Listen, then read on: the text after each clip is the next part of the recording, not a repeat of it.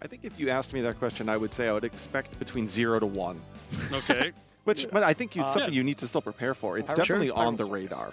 As we're into game number 1 right here, let's see if the preparation is there for Santiago. As we haven't talked about his deck yet, it is something we have seen a few times already. It's a Ryzeal build with Mitsurugi, but also has a Fiendsmith package in there too. Well, you said we're going to start correct? I do want to say something about Blue Eyes. When we were looking at some of the pairings leading up into this round, we did see a handful of Blue Eyes decks that were still undefeated. So he isn't the only Blue Eyes duelist who is 4-0 today. There's at least a couple others. I feel like that one of the strength of Blue Eyes is that, I mean, based on the rating you gave, lower expectations. You probably will run into it once or twice, but it really has fallen off of the priority for a lot of duelists, so I feel that it can be difficult to prep into it if you don't think a lot of people will be on it. But we already have a couple of cards activated here, or at least one. Pre-preparation of Rites, very strong starter. Yep, it's going to add a Mitsurugi ritual spell. I believe it's Mitsurugi Mirror, and along with the Habakiri. Now, Habakiri effect is going to activate to summon the Saji from the deck to the field, and then it's going to be tributed off, and he's going to be able to add a Mitsurugi card from the deck to the hand. So one thing that we've been seeing recently with some of these Mitsurugi Ryzeal packages is if your opponent's playing pre-preparation rights, it's usually an indicator that they've cut some cards like maybe a potential cross from the main deck, and we actually see that that's something that Santiago's doing, which is just an important thing to understand so that when Duo Drive hits the field, it's not threatening cross. If you've been paying attention to some of the deck construction decisions that a lot of players have been making leading up to this weekend. And it's interesting because Santiago has 3 different, engines essentially in the deck, but still 42 card list, so very, very lean. Right, you have to make cuts somewhere. Yeah. All right, now this is the standard play we've seen a lot of times. The Mitsurugi ritual is going to summon the Habakiri from hand. The Kusanagi is going to add back the Mitsurugi ritual, and the Night Sword Serpent is going to special summon itself to the field. And now it's time to use the Mitsurugi ritual to summon from the deck. You can use it to summon from your hand and from the deck each once per turn. And no response from Matthew yet. So now that this is on the field, you can always use it to try and make your opponent at least pitch another card if they're going to try and interact with you. It's interesting. Blue Eyes is typically a deck that plays one of the hand interactions that kind of ebbs and flows in popularity, a card that we don't see in a lot of other strategies, Effect Veiler, just because it's a level 1 tuner. Yeah, it's a quasi-starter. Yeah, and you can also just add it to your hand with Sage of the Eyes of Blue or Wishes. And I will say Blue Eyes, in my experience, I played a lot of this ahead of the Team YCS in Vegas, where I competed playing Blue Eyes Primite.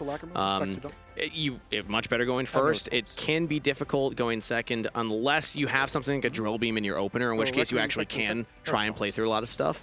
But it could be difficult. Now we're seeing the bridge into the Fiendsmith package, sending those other 2 monsters you had to the graveyard. Something summon Moon of the Closed Heaven, which leads into Fiendsmith Requiem. Requiem's going to tribute itself off the field that summoned that Lacrima. The Lacrima sent to the Engraver to the graveyard. Lacrima got equipped with the Requiem to turn into Necro-equipped Princess. Engraver summoned himself back from the graveyard, so now he has 2 level 6s to overlay for DDD Highway King Caesar, which is something I want to point out. You mentioned a lot of the decks that are using Mitsurugi Ryzeal and Fiendsmith opted to opt out of using Ryzeal Cross, but that might be because they have that access to that rank 6 in Highway King Caesar to deal with things like Nibiru. Yeah, they both kind of overlap in what their functionality is. In that pre-preparation, sort of indicated that might be one of the decisions that was made leading into this event, but we do see there are still ways, as you just mentioned, of playing around Nibiru in the main deck. And now that means that a lot more confidence for Santiago to just spam out these level 4s. This is what Ryzeal does. This is what the deck is built to do, and it very much excels at that. And so far, still no interaction from Matthew. I'm looking at what he's shuffling through his hand. I see at least a True Light in hand. There's a lot of one-ofs in Blue Eyes that you don't really want to draw in that opener, especially going second. I can't quite make out the others. It looks like a Maiden, maybe a Wishes. Yeah, so kind of a benefit with you're able to discard the True Light with the Wishes, and then you get access to Maiden of White and be able to place it from the graveyard. Not too bad. Just hope your opponent's not on DD Crow. That's what I'll tell you. Definitely. You don't want to lose access to that one copy of True Light. But now, going into IP Master of the Ice, and the 2 Ryzeal monsters are linked away into IP Masquerena. Yeah. That's pretty interesting. So had not been locked into Xyz yet. Likes to pick this up. I think it's incredible if you can make the IP before you lock yourself, because yes, you can still have a strong board, but IP being able to quick link away on your opponent's turn and then have that be non-destructible, or it can't be destroyed by card effects, very, very powerful. You can see with the speed that Santiago's playing, he definitely came into this tournament prepared. And like starting 4-0, that's difficult in any tournament, especially at a tournament like the NAWCQ, where you're playing against some of the best of the best. I think I've played in 10 NAWCQs. I've never started 4-0. There's like always that one event I just couldn't start 4-0. It's tough. It's a tough one. Joe. Yeah. Sorry. It's hard to do that in this at the same time. But So we saw an overlay for Dugaris. Dugaris got to draw Santiago some cards, and now Node Raziel is going to come down, sending the Dugaris to the graveyard to special summon back Sword Raziel. Thin out the deck of a lot of those Raziel names, so hopefully what you're drawing with the Dugaris is going to be, your interactions from the hands. Got the Eclipse Twins under the detonator. This is a fierce-looking field. Set the fort. Set 3. Oh, no. Tough start here for Matthew. Okay, let's see what you got, Matthew. I'm going to concede. yeah, I was about to say.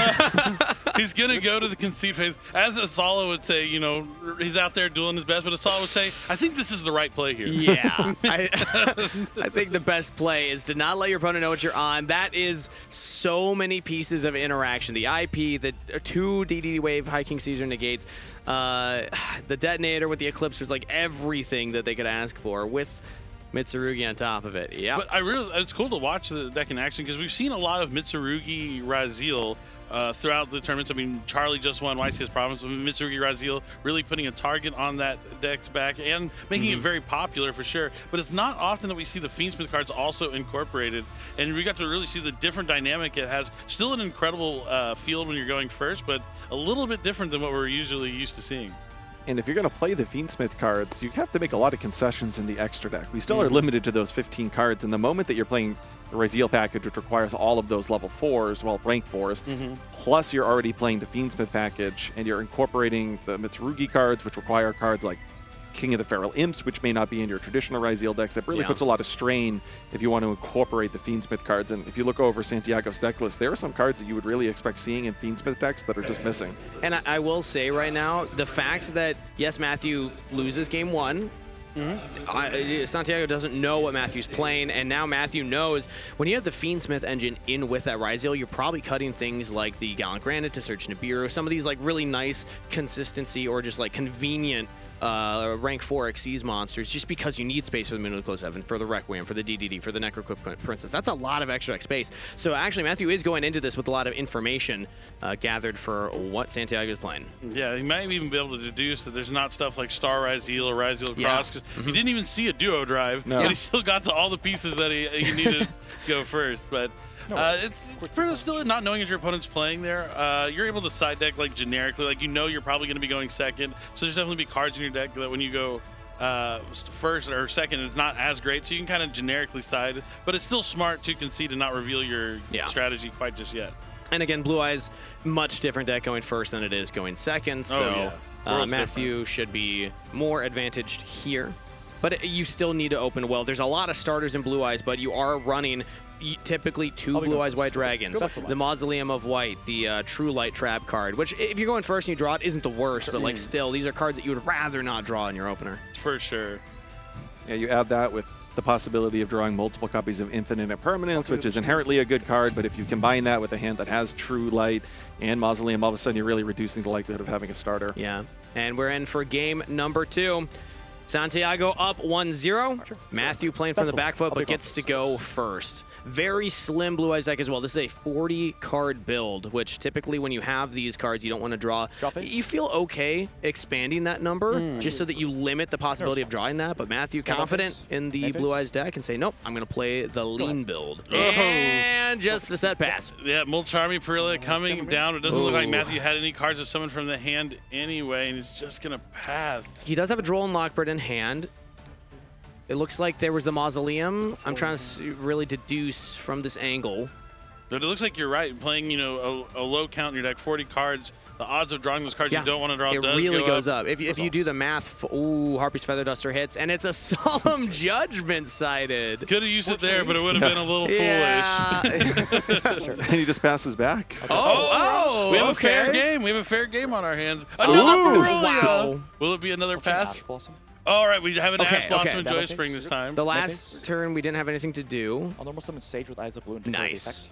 That's a good one. Does it resolve? It's going to add a level 1 light spellcaster from the deck to the hand, but there's an infinite experiment. And this is the thing. If the Ryziel deck passes back, it probably has a lot of interaction from the hand here. The nice thing about Blue Eyes, though, you can keep playing. Even if this gets hit, you can go into your Link 1, the Spirit with Eyes of Blue, which I will not be using one of my favorite, Link 1s in the game right now. I like to call it Baby Blue, but that's just me. That's just me. But already has the Mausoleum of Light, so not getting any extra value here. But the Mausoleum of Light will be activated, targeting the Spirit with Eyes of Blue, send down the Blue Eyes White Dragon. Greasy attack. You can at least get a 3,000 attack Blue Eyes on the field. The classic, the original. And then you can hit for a lot of damage here. That might be all that Matthew's doing with this turn, though. I'll declare effect.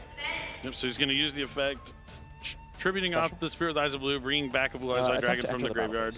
And it looks like we're going to battle phase, and it's going to be a White Lightning attack directly. Do you think he's running the spell White Lightning attack? No. First Stream of Destruction? Oh, you're right. It isn't called White Lightning. I always just call it that, but like it is First Stream of Destruction. Yeah, you're right. But it's the same thing. We all know what it is. Okay, but he does have a Bestial Magnum in hand, so all hope not lost. So, but he opted to save it and not banish the Blue Eyes just to make sure that the Magnum would be on the field here for him and not get run over. Yeah. I guess it still seems interesting. Interesting. Yeah, so you could have done it when priority comes back to you or during an open game state before the Spirit activates the effect of some of the Blue Eyes from the graveyard, but once it does use the effect, there's no monster on the field, no longer a quick effect for the Bestial. Either way, in the end phase, gets you to the Druid Swarm, and this is at least going to be into the Fiendsmith cards because Druid Swarm can clear with the Blue Eyes, and then you can link, or like summon it and then link into the Moon and Close Heaven and kind of go from there. That's correct. It's interesting how many games we've watched this weekend where Bestial Control has kind of been the secondary game plan of some of these decks. Well, it's always viable, which is the nice thing. I love the Bestial cards. So fantastic. And here we go. So the normal summon Night Sword Serpent is the same thing. You just need 2 effect monsters, and now you have a Light Fiend, which goes into a Requiem. So we're getting into the Fiendsmith engine of the deck now. It doesn't seem like you drew Ryziel cards, unless it's something like an X maybe, just because of the fact that we normal summoned the Night Sword Serpent. Yeah, definitely. And seeing how he passed on the previous turn probably doesn't have too much in the tank, but at least he's able to get something on the field. Neither of these players playing with a lot of proactive cards or the cards that are the best in their deck, but doing what they can with what they have. But the Requiem is going to equip to Lacrima, and now the Engraver is going to be summoned back. Thinking on here. He could go into Caesar. I don't know if he plays something like Chaos Angel potentially. Yeah. It wouldn't have the best protection, but Nibiru is coming down. This is the time to do it. Is he at 5 summons? Actually, I don't think... It's the Serpent, Requiem, Lacrima, Engraver. Okay. Yes. So I believe if you don't go into the Moon, then you have to wait till the Necroquip to be that 5th summon. But we do have it here. That means that the Necroquip line is still live. But he didn't want to have the Fiendsmith Engraver send the Requiem to destroy the Blue Eyes, just in case. My girlfriend turned into the Moon once. It was very upsetting. But anything can turn into Moon and really bridge you into the Fiendsmith line here, as we saw. But Nibiru is going to stop the Fiendsmith moves right in their tracks. Yeah. It's a big token. It's a big token, which is like, it comes up a lot of times if it's too big for Nibiru to deal with, and you're like in a lower game state with not a lot of cards. Sometimes not being able to get that token off the field can be tough. It also, though, can give you a monster that you can talents and attack for game, as we saw yesterday. So that was pretty epic. So I believe it was just Engraver and Lacrima. So 1,800 attack plus the 1,200 is 3K, and then the 24 defense with 12 is 36, if my quick math is correct. So the Nibiru cannot just get over this one token, essentially, when it's in defense mode. It's going to need something else.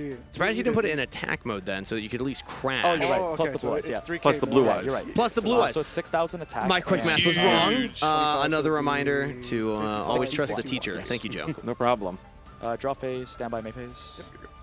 All right, so it looks like we're going to see a normal summon. Finally, the Primite engine is going to be online. The best normal summon in the Blue Eyes deck. We are now playing Yu-Gi-Oh! Let's go, Matthew. Yep, Ether Barrel is going to set Primite Lordly Load. I love asking any response to the Ether Barrel setting because there's really no cards that would respond to that. It gets through Droll. You now search the Drillbee. Maybe Droll would come down, but at this point, it's kind of too late.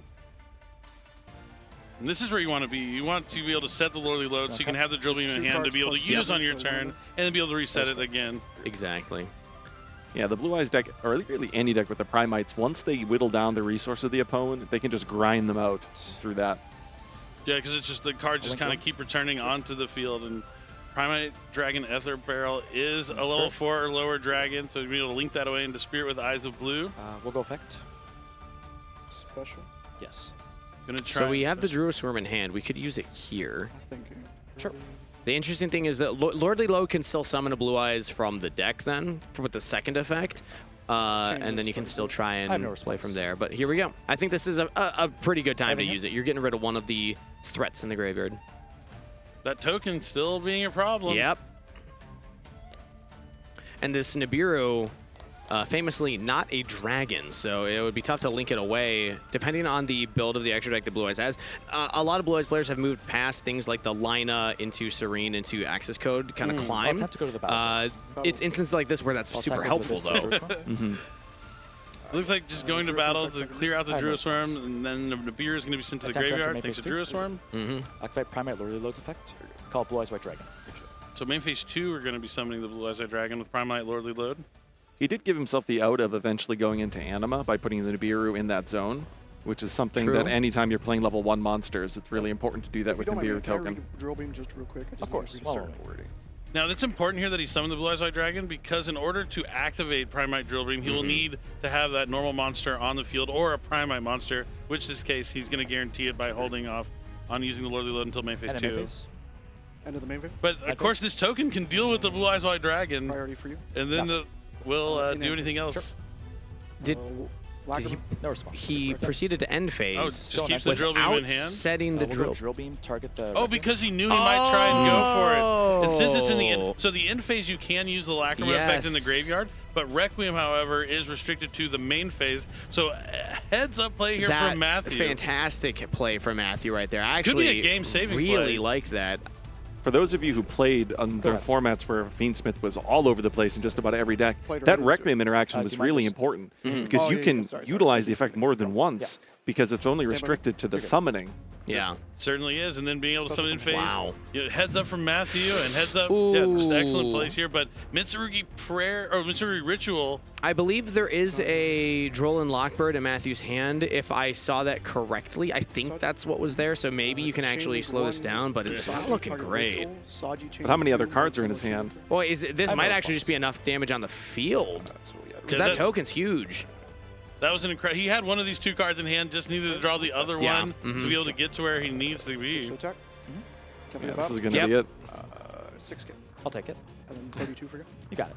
And that's it. That's game. Santiago defeats Matthew in his Primate Blue Eye strategy. That's correct. Both of them didn't draw too great there in game number 2, but Santiago found a way to get the win. That dribbling play was pretty good, though, Joe. Yeah, I think that was really heads up. It definitely illustrates that he has familiarity with the Fiendsmith cards, understanding how to interact with them. Because I saw that interaction, obviously in a very different context, really take a lot of players by surprise, where you'd see 2 Requiem effects in 1 turn, and then the clarification would be, no, I only need to summon it once a turn, or I'm only restricted to summon it once a turn.